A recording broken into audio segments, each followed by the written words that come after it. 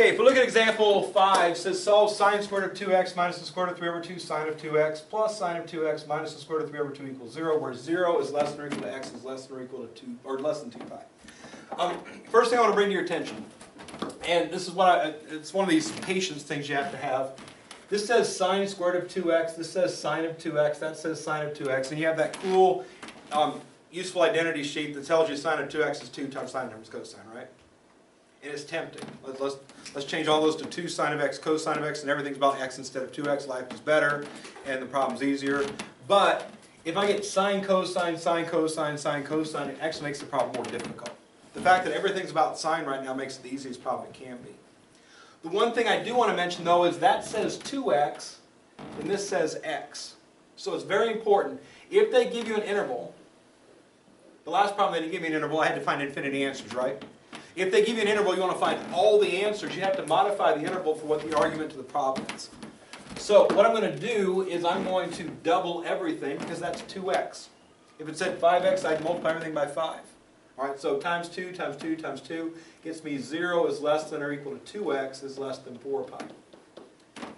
So instead of just finding all the answers between 0 and 2 pi, for 2x I have to find all the answers between 0 and 4 pi. So 2x will equal a bunch of numbers, and then x is going to be all those numbers divided by 2. When I divide all those numbers by 2, all those answers will be between 0 and 2 pi. All right? So, when you have an argument that's not x, and you have an interval to go with, you have to modify the interval so that this matches the argument in your problem. Then you go about solving like you normally would. Don't worry about that it says sine of 2x. Just, it's sine squared minus square root of 3 over 2 sine plus sine minus square root of 3 over 2 equals 0. It's a 4-term polynomial, so factor by grouping is useful here. Always expect factoring to work.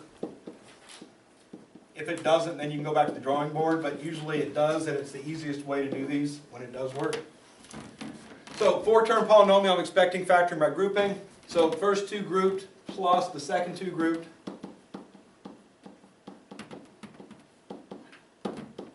Equals 0.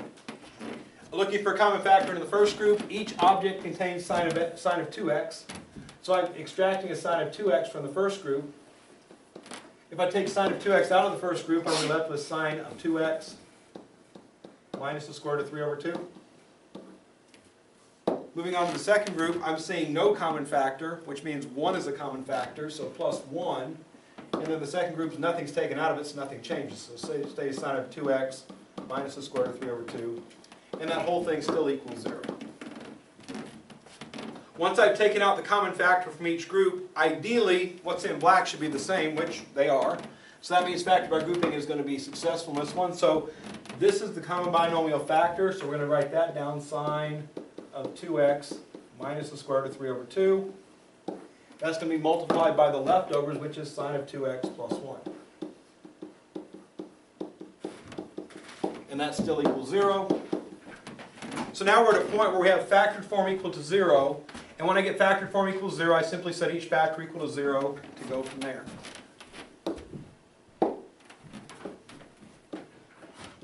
So, if we take the black colored factor here, I'm going to get sine of 2x minus the square root of 3 over 2 equals 0, which means sine of 2x is equal to the square root of 3 over 2.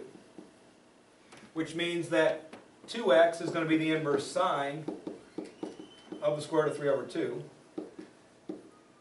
which means that 2x is going to equal the answers to that, right? Which would be pi over 3 and 2 pi over 3. Okay. If I look on my sheet, those are the answers between 0 and 2 pi, right? But we want the answers between 0 and 4 pi, right? So I can add up to 2 pi to each of these answers. So if I add 2 pi to this, which is 6 pi over 3, that gets me 7 pi over 3. If I add 2 pi over 3, which is 6 pi over 3, I get 8 pi over 3. So altogether, for the black factor, I get all 4 of those answers. Again, these are my initial 0 to 2 pi interval. Added 2 pi to each, I'm ending up on the 0 to 4 pi. That's 12 pi over 3, right? So as long as I'm underneath 12 pi over 3, I'm good. If I add 6 pi over 3, I get 13 pi over 3. Now it's too big, right? So I stop. Keep on adding 2. So basically, however many answers you get to begin with, the initial number of answers, it's going to be doubled because it's doubled. This said 3x to be tripled, 4x quadrupled, 5x quintupled, and so on. Okay.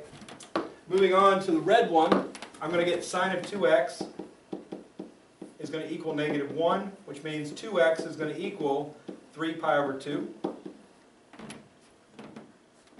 I'm going to put that down here, 3 pi over 2. And again, that's the answer between 0 and 2 pi, but we're in the 2x world, so we have to go all the way up to 4 pi, which means I have to add 2 pi to this answer. 2 pi is the same as 4 pi over 2, so that gives me 7 pi over 2. If I add 2 pi again, it would be 11 pi over 2, which is too big, because this is only 8 pi over 2. So that's it. So those black answers and those red answers are all the answers within that region. And then finally, 2x equals all that stuff. We're trying to find out what x equals, so I have to take each of these divided by 2. So x is going to equal 1/2 of each of these. Now, halving is either doubling the bottom or halving the top. If you want to get the reduced version of each of those, do that. So I can't half the top, so it's pi over 6. I can't half the top, that's pi over 3. I can't half 7 pi over 6. I can half, that's 4 pi over 3. I can't half, I get 3 pi over 4. And finally, I can't half, so it's 7 pi over 4. Okay, 2x divided by 2 is times the half. The ones with even numerators can be reduced, the ones without cannot be reduced. So we get those 6 answers, and that's it.